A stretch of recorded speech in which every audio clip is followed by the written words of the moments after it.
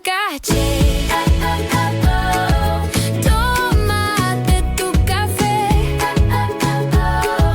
Un momento es una vida y una vida es más que ser. Charlas con caché. Pasa y siéntate, que esta charla que comienza solo puede hacerte bien. Hola amigos, ¿qué tal? ¿Cómo estáis? Muy buenas tardes, es sábado, son las 6, una hora menos en Canarias, y aquí estamos, los amigos de Charlas con Caché, y que después de estas vacaciones de Semana Santa, pues oye, os estábamos echando de menos, no voy a confesar, lo contrario. Diana Isaza, muy buenas, ¿cómo estás? Hola, muy buenas, encantadísima. Te han sentado bien las vacaciones, todo hay que decirlo, ¿eh? Oh, me he puesto un poco morena. Y sí, por eso lo digo. Hombre, yo soy morena por naturaleza, pero bueno, ya después te cuento. Pero no, encantada de estar aquí nuevamente contigo, cumpliendo esta cita. Bienvenidos a todas las personas que se conectan a través de Charlas con Caché, una edición más. Y claro, como no es de esperar, hoy con un invitado especial. Yo le diría que hoy vamos a estar, Fer, con un hacedor multidisciplinario.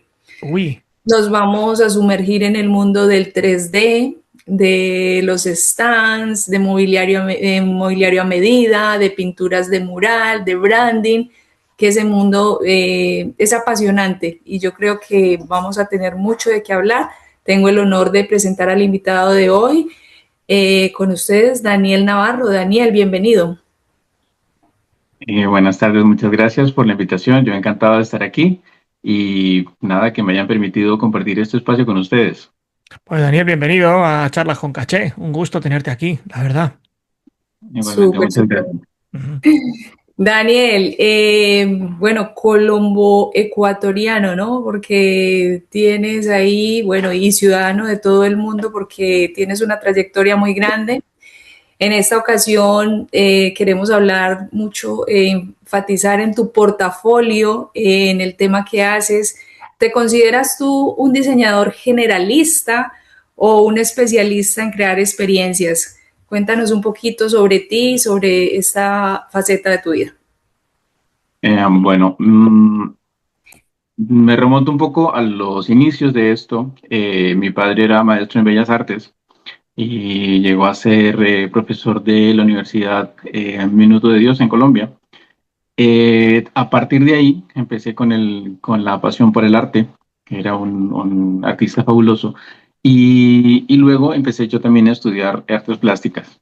Esos fueron los inicios y junto con él también empezamos a hacer cosas.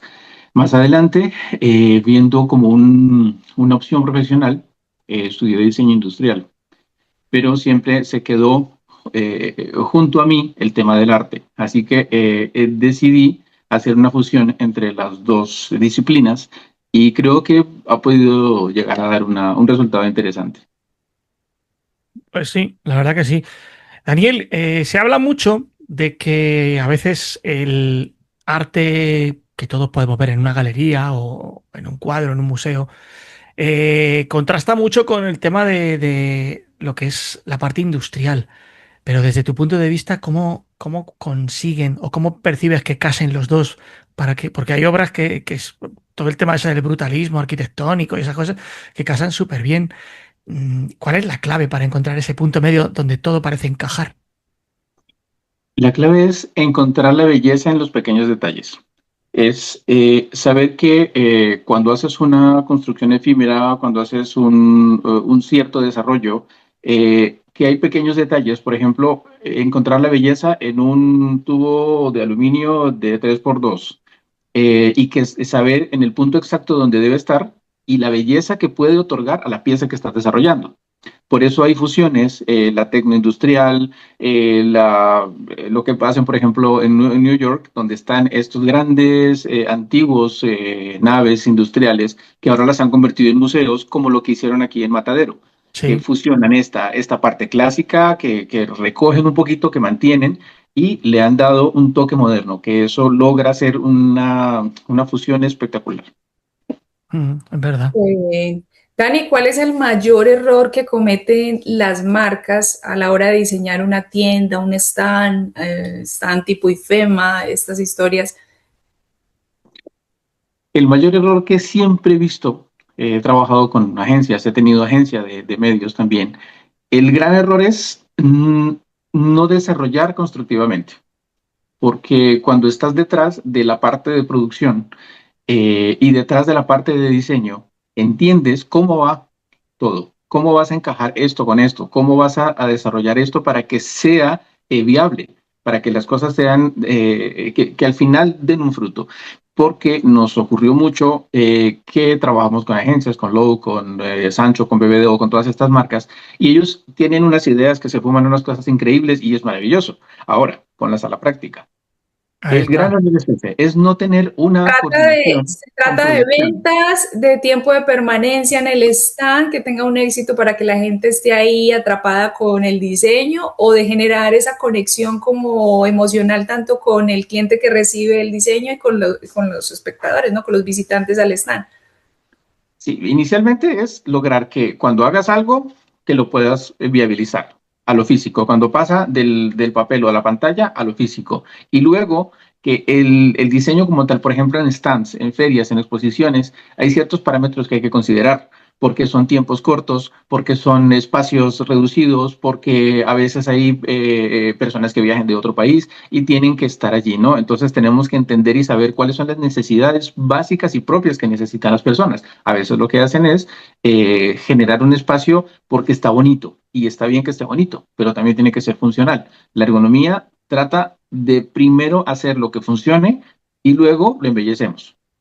Es un poco eso. Y eso hace que haya una conexión más directa. Eso es lo que hace que cuando la gente llegue se encuentre en un espacio familiar, se encuentre y que entiendan la idea que quiere presentar la marca. Al hilo de lo que estás contando, yo creo que uno de los grandes problemas que se puede enfrentar, por llamarlo de una manera, que se puede enfrentar el que crea todas estas cosas, es el resultar incomprendido, ¿no? Ya no solo por la parte del trabajo, sino, joder, a nivel artístico, a nivel conceptual. Uno concibe unas cosas ahí bien chulas y viene el típico ahí y dice, mira, te has montado una película que no va a entender ni Cristo.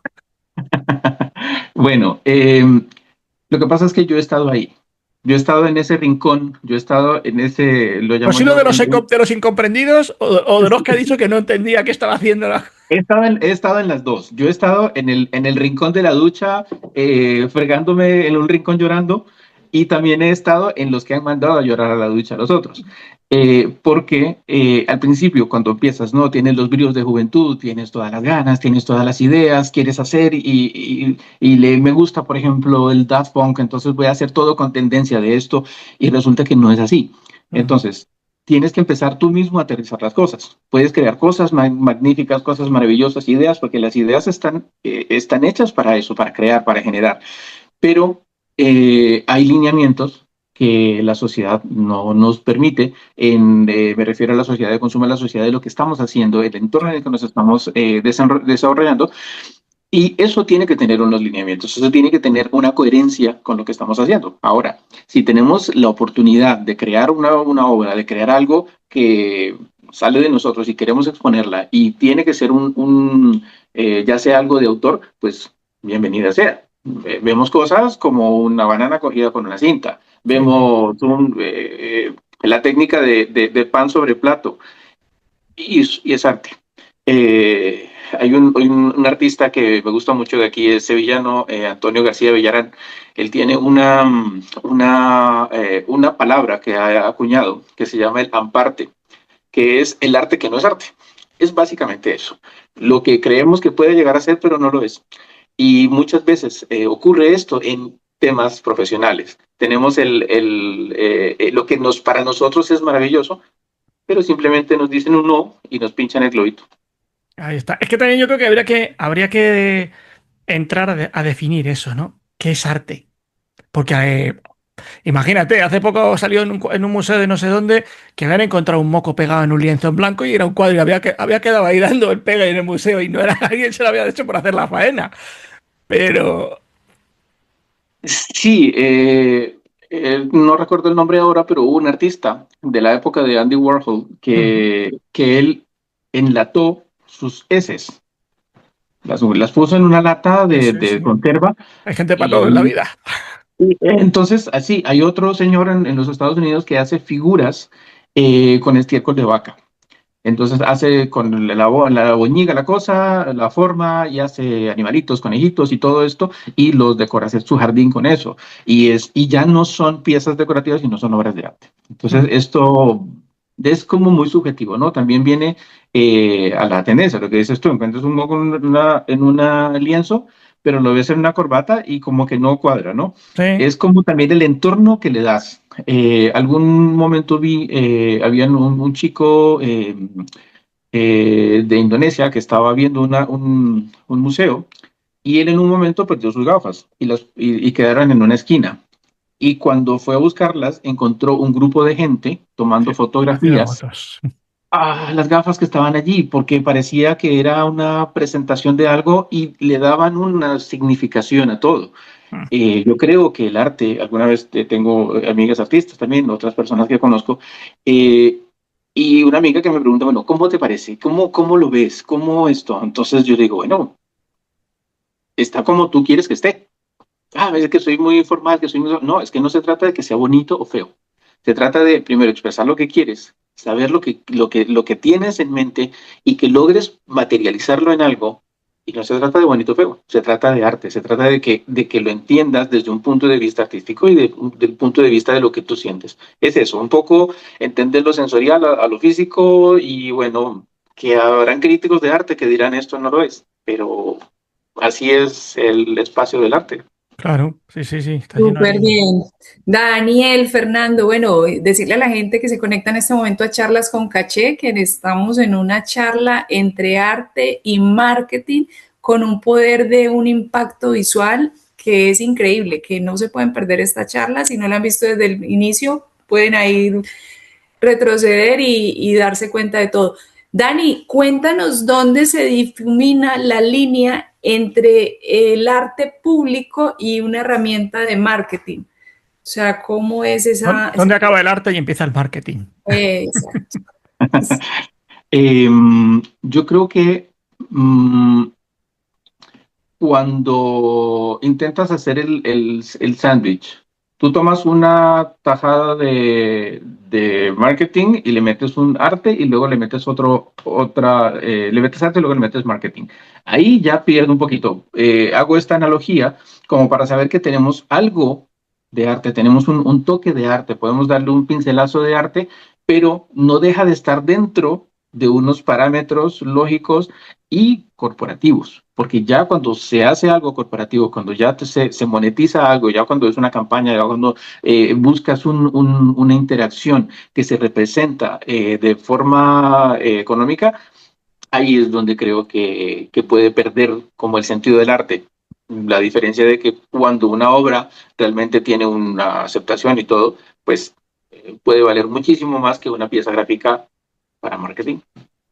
Es que además, fíjate que hay gente, bueno, un montón de gente en realidad, que piensa que cuando el arte es muy masivo o pasa de ser de minorías a ser global, piensa, joder, se ha prostituido este artista o se ha vendido a las corrientes y tal. Y coño, a lo mejor no es tanto de estética, sino que consigue comunicar con más personas. Exactamente, se trata de que a través de la historia las tendencias del arte, el romanticismo, el clasicismo, todo esto comunicaba cosas. El barroco, el gótico, tenían una esencia, tenían algo, y podemos decir que cada uno se prostituyó en su época. Sí, Porque tú ves una época tenebrista de un Rembrandt, que hay muchos que están allí. Actualmente, por ejemplo, hay un artista que se llama Odd Nerdrum, que él es noruego, y él tiene mucho de este Rembrandt. Entonces, es como que yo creo que si nos identificamos como la música que nos gusta, eh, mm, y podemos hacerlo, yo creo que es más que todo eso, ¿no? Siempre es como la identificación de cada uno, el entorno sobre el cual nos hemos basado, y ya, el loco de Dalí, que tenía sus ideas eh, también. un poco desacomodadas, pero a la final se convirtió en una tendencia que es único y solamente hay un Dalí. Es verdad, es verdad. Y además que fíjate también, hay otra cosa que también incide muchísimo en el arte en general y en los creadores, dile o canciones o dile escultura, pintura, y es la provocación. Hay como decir, yo quiero provocar porque soy un inconformista, a lo mejor con la época que me ha tocado vivir o con una guerra y describo un momento particularmente único. O sea, el tema de la provocación en el arte es también, además, a lo largo del tiempo, ¿eh? Porque los distintos clichés de formas, de cuerpos, han ido cambiando y siempre ha habido artistas que han provocado y que han dicho, voy a ir contra el sistema por sistema. Em, Realmente el arte ha iniciado desde los inicios del arte, lo que consideramos rupestre, de Altamira, de los Caus, son manifestaciones de lo actual, Mm. son denuncias, son descripciones, que era lo que pudimos encontrar y la historia que podemos leer a través de ello. Ahora que somos un poco rebeldes, entre comillas, porque bueno, esta generación es poco rebelde, pero siempre a partir de allí, ya sea la música, lo que dice la pintura, la escultura, todas las manifestaciones artísticas, siempre tienen una denuncia, siempre tienen un sentido social, porque hay algo que ocurre, bueno, lo digo a nivel personal, cuando necesito desarrollar algo, yo lo primero que hago es alimentarme de la información. Entonces vamos a hacer tal cosa. Por ejemplo, vamos a desarrollar un stand para perros. Entonces yo tengo que investigar todo lo que tiene que ver con los perros, todo lo que esto, cómo funciona, cómo hacen, qué tienen, cómo no tienen, ahora la empresa, como un poco lo del brief. Y una vez tenga yo toda la información, la dejo descansar. Y luego puedo provocar algo que tiene que ver con lo que yo he recibido y de lo cual yo me he alimentado. Es Mm. como una manera en la que puedes hacerlo, ¿no? Y es lo que ha ocurrido a través de la historia con la gente, con las personas que han estado haciendo. Si nos ponemos a analizar grandes obras, hay obras de Cézanne que no hay pierde. Tú miras cada detalle y cada cosa dice algo. ¿Por qué este está mirando para acá? ¿Por qué el otro hizo esto? ¿Por qué eso? La mano del uno, la luz del otro. Todo tiene una coherencia. No son pinturas al azar que les gustó y ya. Siempre tienen eso, siempre tenemos eso, como la música.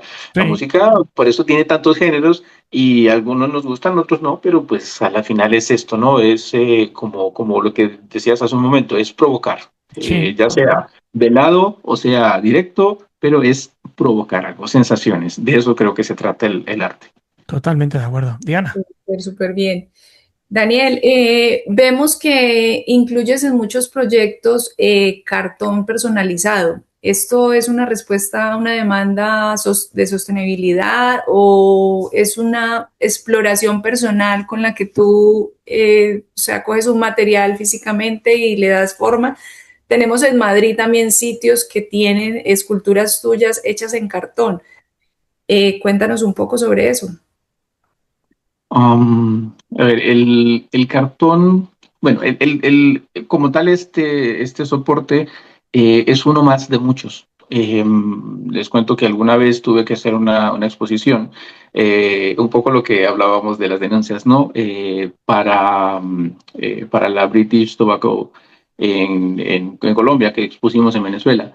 Yo hice una escultura que era referente a la situación que estaba ocurriendo en Argentina en ese momento. A propósito, se llamaba Situación de Mierda. Y tenía que ver con los materiales que teníamos a la mano, porque la idea era no comprar pinturas, no comprar utensilios, no comprar nada, porque tenía que ser esencial. Entonces, con lo que tenía a la mano, hice eso. Entonces, usé tinta para zapatos, usé lo que encontraba a la mano. Entonces, esa plasticidad que nos permiten los materiales, al explorarlos podemos generar cosas. Ahora, con la idea de la ecología, de aprovechar, también nos ayuda mucho porque tenemos piezas sostenibles. Ahora, otra variable que tiene esto también, cuando desarrollamos algunas piezas, en caso de exposiciones, en caso de ferias, hay personas que vienen de lejos, necesitan un stand, podemos levantar un stand de 12 metros en solamente cartón. obviamente tipos de cartones especiales que se prestan para esto, pero son porque cuando vienes de lejos necesitas un espacio que no te cueste mucho y que puedas luego tirarlo, porque he hecho ferias en las cuales he cerrado el camión en un país y abierto el container en otro. Y luego son manifiestos de importación, luego toca devolver todo esto y son costos extra que también vienen en esta logística de trabajo. Entonces, una parte es esto y otra parte también es como apoyar un poco el tema de la ecología. Hay proyectos que se pueden hacer muy interesantes, tanto con el material seco como el material con otros elementos que pueden llegar a dar resultados muy interesantes. Mm. ¿Hay modas en esto de la construcción de esos espacios? No sé, hubo un tiempo que se les dedicó por hacer todo de aluminio o todo de madera o ahora todo de cartón. ¿Existen esas modas? Realmente sí.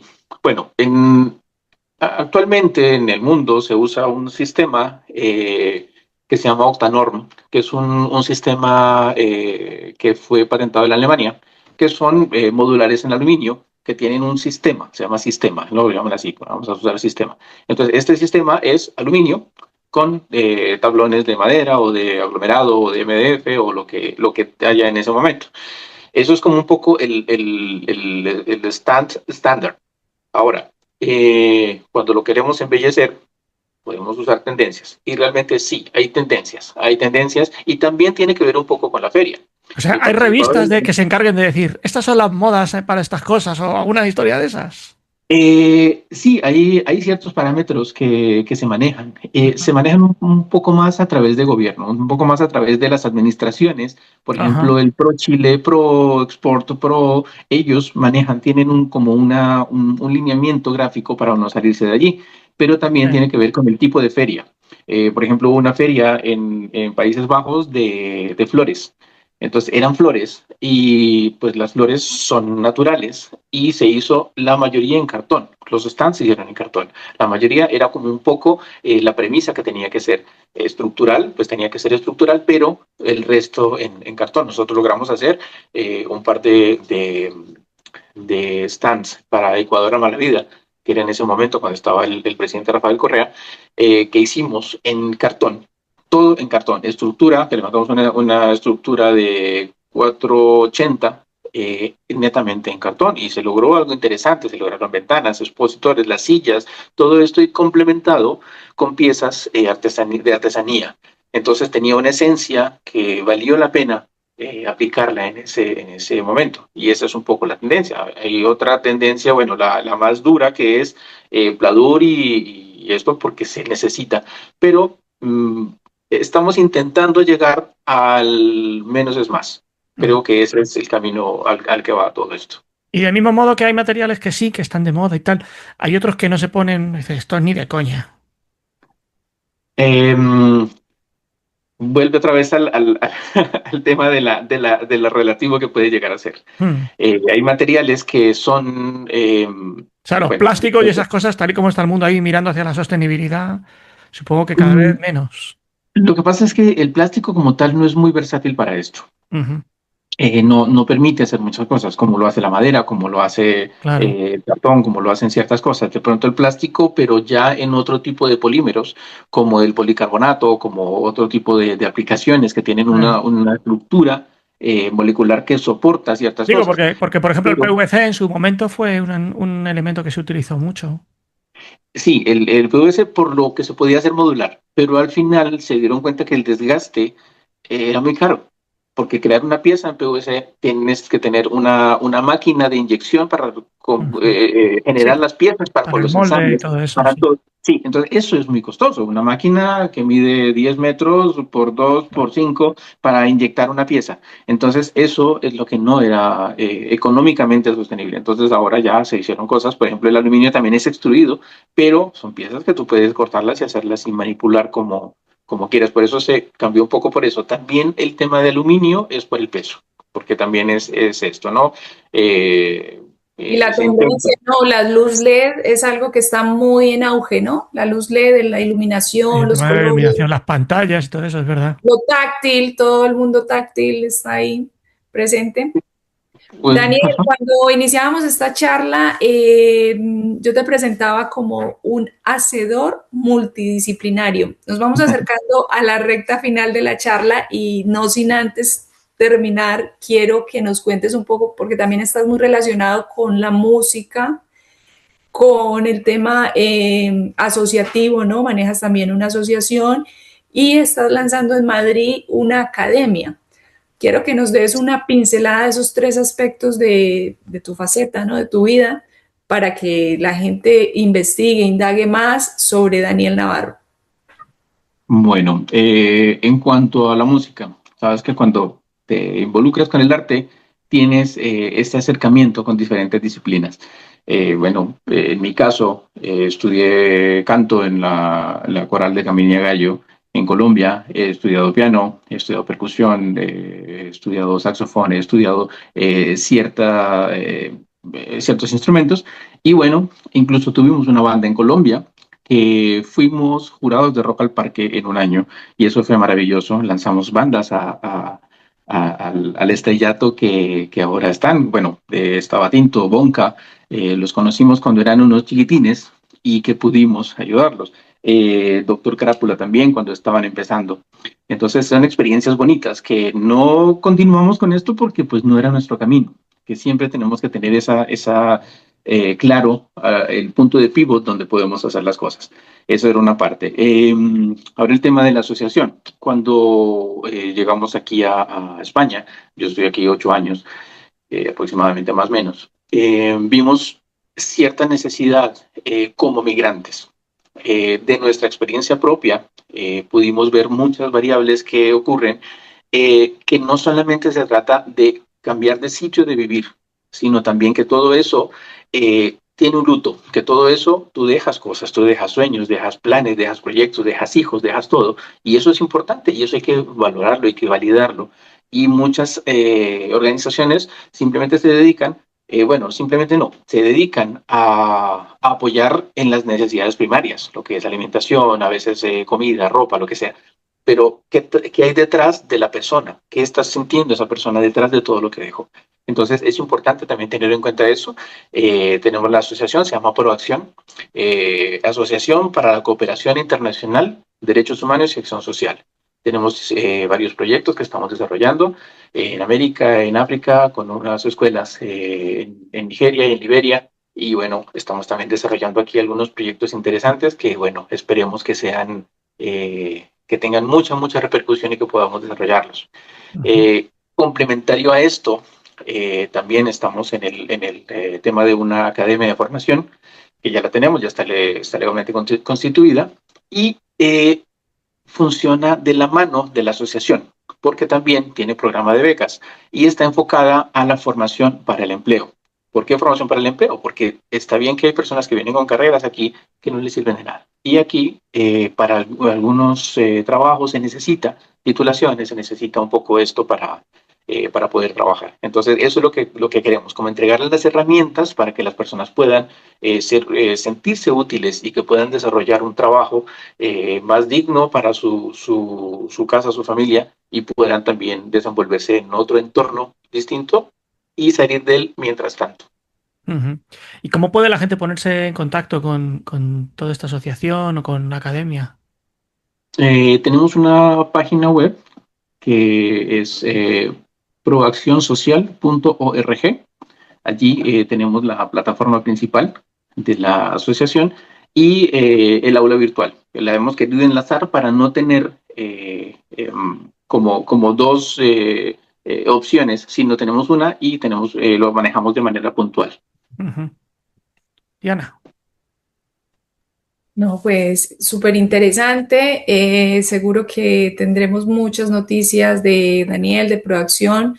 Darle las gracias por aceptar esta invitación a Charlas con Caché. Lo que intentamos es dejar una huella con experiencias de personas como tú que tienen mucho para contar y nos alegra mucho pues haber tenido este momento contigo en Charlas con Caché. De mi parte, muchas gracias a ti, Fernando, y nos estamos viendo. Pues sí, ha sido un placer, Daniel. Muchísimas gracias. Muchas gracias, Diana, Fernando, gracias por este tiempo Y pues nada, me encanta el programa, me lo sigo y veo que hay historias de vida muy interesantes que hay que revisar, hay que mirarlos, hay que tomarse el trabajo de mirar, volver atrás, ver los videos y saber un poco de qué estamos hechos, que eso es lo que me parece interesante de este programa. Gracias por la invitación y yo encantado. Pues gracias a ti, gracias a todos los que están por ahí detrás. Ya sabéis, compartidlo, podéis hacérselo llegar a quien penséis que esto le puede resultar interesante y nosotros agradecidísimos. Y nos encontramos la semana que viene. Muchas gracias por la compañía. Buenas tardes.